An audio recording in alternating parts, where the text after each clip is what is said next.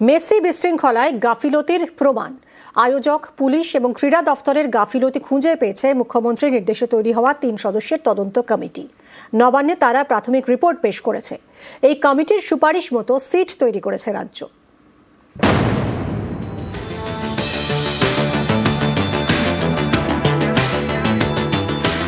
Lionel Messi শনিবার তাকে নিয়ে যুব ভারতীতে মেগা ইভেন্ট। তাতে চূড়ান্ত বিশৃঙ্খলা।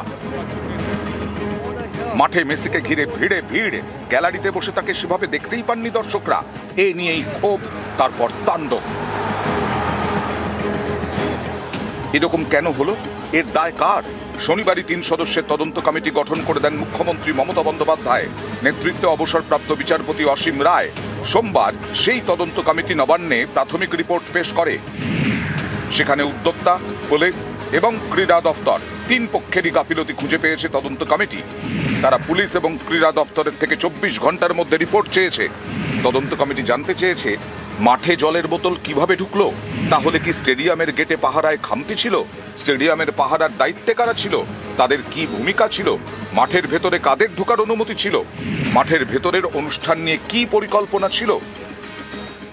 প্রিলিমিনারি করতে গিয়ে আমরা কিছু মেটেরিয়ালস পেয়েছি। তার ভিত্তিতে আমরা সরকারের কাছে আমাদের মতামত জানাচ্ছি। মাঠের মধ্যে দেখলাম অসংখ্য জলের বোতল, প্লাস্টিকের খালি বোতল ছড়িয়ে আছে, ভাঙা চেয়ার পড়ে আছে। আগের দিনই পুলিশ প্রেস করে বলেছিল জলের বোতল নিয়ে যাওয়া যাবে না। জানতে পারলাম যে ওটার মধ্যে নাকি স্টল হয়েছিল স্টেডিয়ামে। এইসব ভিত্তি করে আমরা প্রাথমিকভাবে মনে করছি যে সেদিনকে যারা ওখানে ডিউটিতে ছিল তারাই প্রাথমিকভাবে দায়ী। তাদের রেসপন্সিবিলিটি রুলড আউট করা যাবে না। তাই আমাদের সরকারের কাছে বলেছি যে আপনারা এদের বিরুদ্ধে ডিপার্টমেন্টালি ব্যবস্থা নিন। শনিবার যুব ভারতীতে লিওনেল মেসির শো। তার আগে নানা সময়ে আয়োজক, পুলিশ, ক্রীড়া দফতর বৈঠক করে। ঠিক হয় মেসির কাছে যেতে পারবেন 12 জন ভিভিআইপি, তার বেশি নয়। এছাড়া বিভিন্ন কাজে মাঠের অন্য অংশে থাকবেন 212 জন। কিন্তু মেসি মাঠে ঢোকার পর বদলে যায় ছবি। মেসিকে ঘিরে ভিড় বাড়তে থাকে। যাদের মেসির কাছে ঘেঁষারও অনুমতি ছিল না, তারাই হামলে পড়েন। এতে তৈরি হয় চূড়ান্ত বিশৃঙ্খলা। মেসিকে ঘিরে ভিড়, ফলে স্টেডিয়াম থেকে এই ফুটবল আইকনকে দেখাই যায়নি। যার জেরে ক্ষোভ, তারপর তাণ্ডব। অনেকেরই প্রশ্ন, মাঠে এত লোক ঢুকলো কিভাবে? পুলিশ কি করছিল?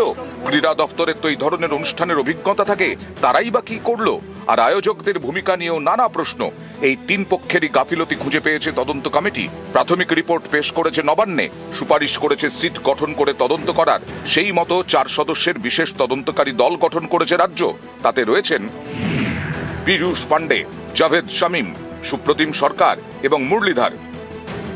যেহেতু এর মধ্যে বেশিরভাগ পুলিশিং এর ইনভেস্টিগেটিভ পার্ট আছে, সেই জন্য আমরা ইন্ডিপেন্ডেন্ট 4 জন 3 জন যতই গভর্নমেন্ট ঠিক করবে, সিনিয়র পুলিশ অফিসার্স কে দিয়ে একটা স্পেশাল ইনভেস্টিগেশন টিম থাকবে, যারা ওখানে ছিল, যাদের হওয়ার কথা নেই, কেন ওখানে ছিল, বা অন্য যে ব্যবস্থাপনার ক্ষেত্রে কি কি করা হয়েছিল এর উপরে পুরো ডিটেইল ইনভেস্টিগেশন এসআইটি করবে।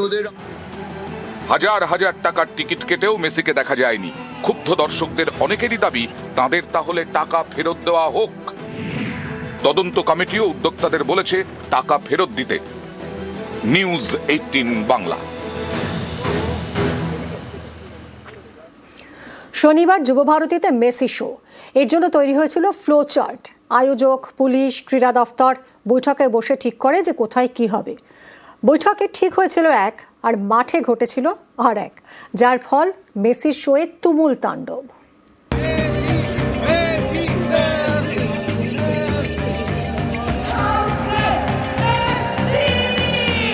লিওনেল মেসি ফুটবলের রাজপুত্র। শনিবার যুব ভারতীতে তার মেগা ইভেন্ট।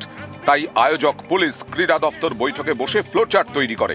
কোথায় কোন অনুষ্ঠান হবে, কোথায় কারা থাকবেন, সব ঠিক করা হয়। কিন্তু সেই পরিকল্পনা মতো প্রায় কিছুই হয়নি। ঠিক ছিল মেসি মাঠে ঢোকার পর প্রায় 1.5 ঘন্টার অনুষ্ঠান হবে, কিন্তু বিশৃঙ্খলার জেরে তার অনেক আগেই তিনি বেরিয়ে যান।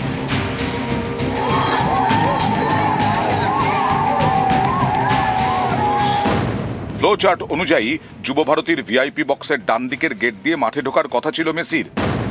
তারপর বাঁদিকে এসে সম্বর্ধনা অনুষ্ঠান। এরপর মাঠে হেঁটে ঘোরার কথা মেসির। তারপর ভিআইপি বক্সের বাঁদিকের গোলপোস্টে পেনাল্টি শুট আউট। এরপর ফটো সেশন। ছবি তোলার পর ছোটদের সঙ্গে রন্ডো অর্থাৎ পাসিং ফুটবল খেলার কথা ছিল মেসির। সেখান থেকে সেন্টার সার্কেলের কাছে মঞ্চে উঠে ফটো সেশন। এই ছিল ফ্লো চার্ট। কিন্তু শুরুতেই পরিকল্পনায় জোর ধাক্কা। ফ্লো চার্ট মেনে ভিআইপি গেটের ডান দিক দিয়ে যুব ভারতীতে ঢোকেন লিওনেল মেসি। এরপরই তাকে ঘিরে ভিড় বাড়তে থাকে। যাদের মেসির কাছে যাওয়ার কথাই নয় তাঁরা ভিড় করেন। সেলফি তুলতে তখন সকলে মরিয়া। মেসি হাঁটতে হাঁটতে সম্বর্ধনা মঞ্চের কাছে পৌঁছন। ততক্ষণে মেসিকে ঘিরে ভিড় আরো বেড়েছে। মাঠে মেসি, কিন্তু তাকে ঘিরে শুধুই মাথা। গ্যালারি থেকে কিছুই দেখা যাচ্ছে না। এদিকে মেসিকে ঘিরে মাঠের মধ্যে চলছে হুড়োহুড়ি, ছবি তোলার ধুম। এই পরিস্থিতিতে বাকি সব পরিকল্পনা ভেস্তে যায়। মেসি হাঁটতে হাঁটতে মাঠ থেকে বেরিয়ে যান।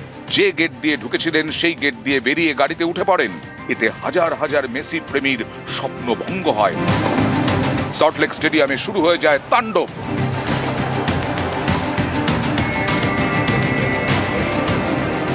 ঢুকে মোহনবাগান বা ডায়মন্ড হারবারের দুটো প্লেয়ারদের সঙ্গে একটা গ্রুপ ফটো হবে, তারপরে আবার এদিকে চলে এসে টিকিট টাকাটা হবে, তারপরে একদিকে আর্জেন্টিনার ফ্ল্যাগ, একদিকে ইন্ডিয়ান ফ্ল্যাগ নিয়ে বাচ্চারা থাকবে, তার একসঙ্গে একটা গ্রুপ ছবি উঠবে এবং যখনই ছবি উঠে যাবে সঙ্গে সঙ্গে এরা বেরিয়ে যাবে। এরা বেরোলো?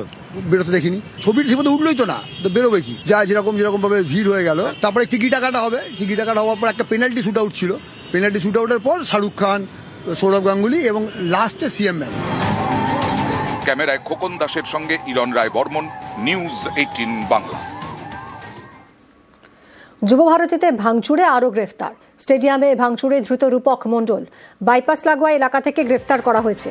রূপককে গ্রেফতার বিধাননগর দক্ষিণ থানার। যুব ভারতীতে বিশৃঙ্খলায় মোট গ্রেফতার 6।